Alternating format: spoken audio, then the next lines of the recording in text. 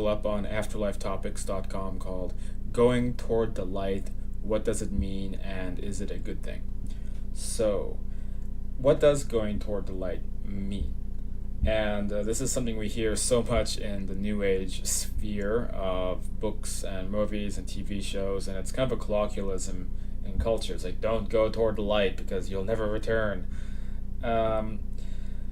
As somebody who studies near-death experiences, and I've studied a lot of NDEs, the light is a very common thing that people experience, and it seems to be this transcendental experience where you merge with a divine, loving type of energy that is produced cosmically, or it comes out of our, quote, higher self. And people have these experiences of merging with the light and briefly experiencing like this very extreme euphoric level of love and acceptance.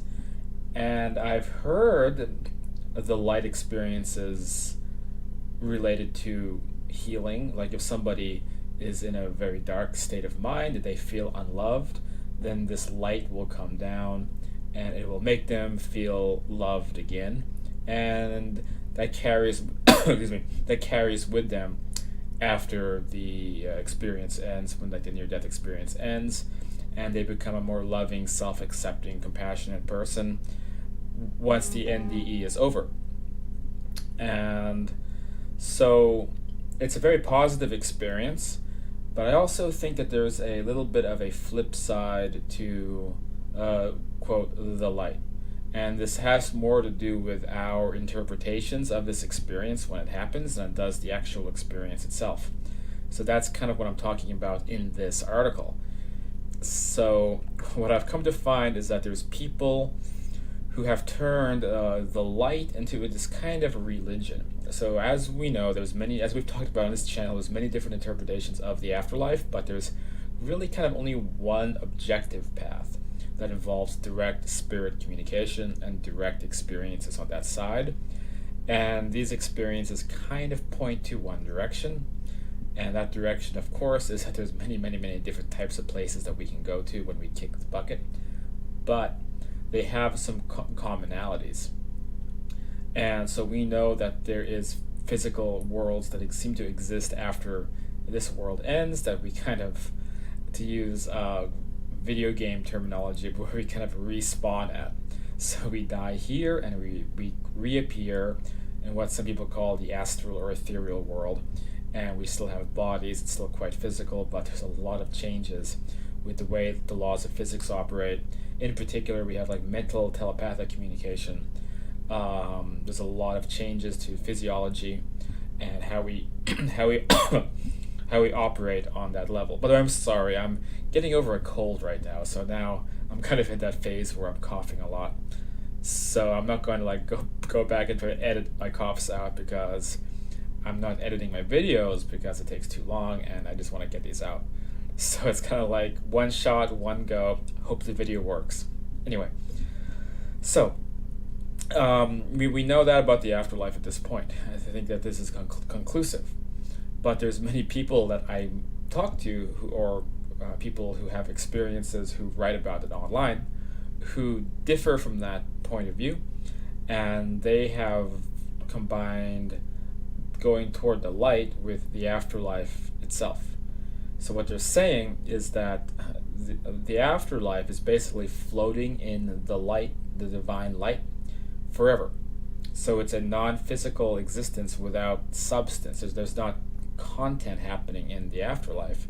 Instead, we just float in this kind of stasis chamber, this sea of white light, and we experience continual unconditional love, and that's all that happens. So we just kind of, it's almost like the proverbial returning to the womb. Okay, we go back into a safe space where nothing can hurt us, and we just are wrapped up in the cocoon of love, and we just stay that way forever until we decide to reincarnate. And as we can see here with one example of what somebody wrote on a near-death experience forum, that if somebody wants to have a sexual experience, we can reincarnate in order to have that experience, but we are not capable of experiencing anything solid, tangible, physical again when we're in a realm of pure source energy. So basically, we just exist in this perpetual cocoon of happiness forever and ever, but there's no content, there's no substance, no more feeling the sand on your toes, no more going to the beach or having a romantic partnership or exploring things or being in a solid body or exploring worlds or pursuing the things that you enjoy or your individuality.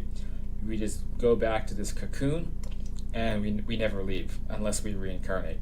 So that's either we stay in this place of perpetual love and light, or we come back to Earth, and those are the only options. So when you take people who have this philosophy and you introduce them to the idea of astral worlds that are physical and real and solid, and astral civilizations and deceased loved ones who exist on that side, who meet us, who have lives of their own. If I talk about my experiences going to restaurants and bars and cities and nightclubs and places like that on the astral side of Earth, filled with people from this side who have died and have now living happy lives on that side, or meeting my deceased family members, my mom, my brother, and now my father who passed away recently, they tend to disparage these reports. So they'll say, well, people only exist in these physical places because they have attachment issues, because they're attached to material things. So guides will help people get over their attachments and return to that cocoon of love and light. So let's say someone loves to cook food and loves to do artwork and make movies and do paintings and whatever, make music, compose symphonies. It's up to the guides to come down and help these people move beyond their inferior earthly attachments so that they can join everybody else and go into the light. And that's why I compared a little bit to the Borg. You will be assimilated. And this is the way that these people present this concept, and it's quite unnerving. Right? I think anybody who practices some basic logic, some basic critical thinking skills, something that people don't always do in the New Age world, let's face it. People just take what feels good, they don't think about it, and they use New Ageism as a coping mechanism for the difficulties of life. And if you try to poke at it a little bit and show some irrational thought, people may get defensive and they don't like you very much because, again, it's not about thinking about these concepts all the way through.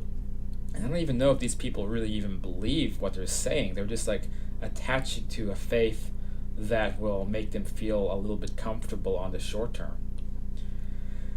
So when you do propose some critical thinking, then it's like, how is it a good thing to strip yourself of all individuality and everything you love and everything you like, to just, wash it all away and call every personal thing about the earth and our existence here that is enjoyable and just call it all attachments? How is that a good thing? What's the point of living? And if we have to reincarnate to have these basic experiences, it would mean that the afterlife is an inferior place. So some people get so tripped out and uncomfortable by this idea that they actually have come up with the Archon theories. And the Archon theories is about the idea that there's like nefarious celestial entities, and they've created the light as like this cosmic drug trip that ensnares people, and then they stay in it just on this perpetual like positive feedback loop. They can't escape, and if they want to escape, then they have to reincarnate. And so the Archons, what they do is they feed on people reincarnating, and they call this the soul trap. And it's a bit like the movie The Matrix, where you have these celestial entities and they're using humans as batteries, and they want people to just keep reincarnating to keep providing them energy. Do I believe in this? No. There's no actual evidence that there's any Archons, but it is telling that some of this lightism philosophy is so unappealing that people gravitate toward the idea of evil celestial entities before they want to believe that we're stripped of everything we are and then we just exist in a bubble of light forever and ever. So what's really going on here? Really what's going on is the light is a real thing. It seems to be this cosmic divine healing energy that people experience who need it. People who are who have died, crossed over, and they're in a broken state of mind and they need to heal. It seems like what happens is that their higher self just beams them this extremely positive energy that comes direct from source energy, whatever you want to call it, and it's a temporary experience. So it's a temporary kind of merging process.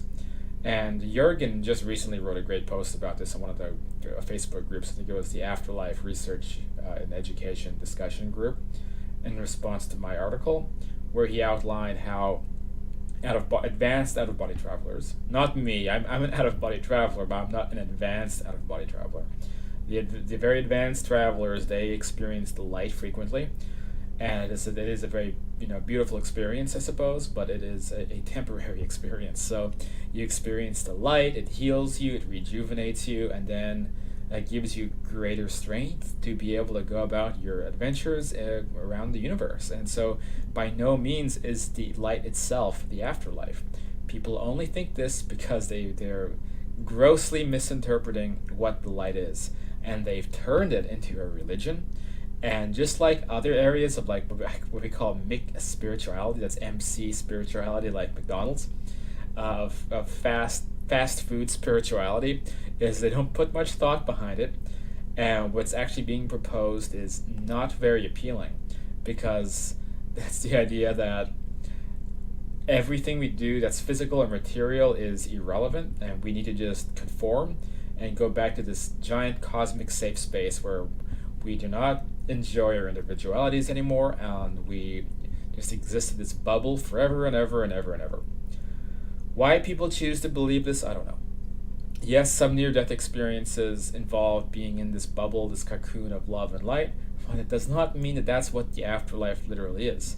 When most of us die, we are in the astral plane, which is as real, solid, physical as where we are now, with different rules of physics, different elements, and by all means, it's a place that most people say is superior to our world because we're in perfect health, and there's endless possibilities and things to explore, things to do, being able to be with loved ones, and we can progress at our own pace, and no one is going to force anybody into the light.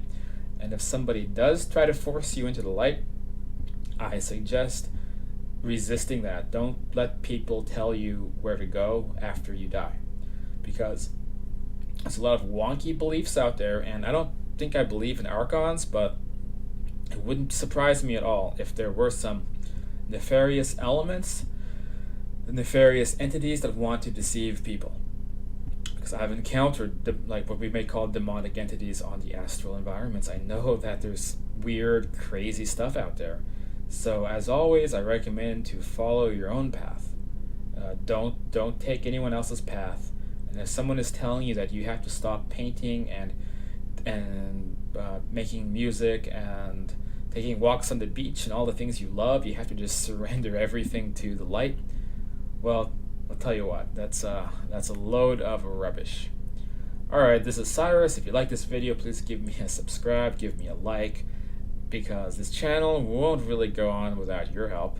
You can visit afterlifetopics.com. You can check out some of my books. Join us on the Afterlife Topics Facebook group, where all the interesting discussions happen, and I will see you on the road, because I will be at the Afterlife Symposium speaking beginning in just a couple days. There's going to be some interesting updates. I will be attending a physical mediumship session, and I'm very interested in this, very excited, and so I will report on this once that is finished, and I'll talk to you next time.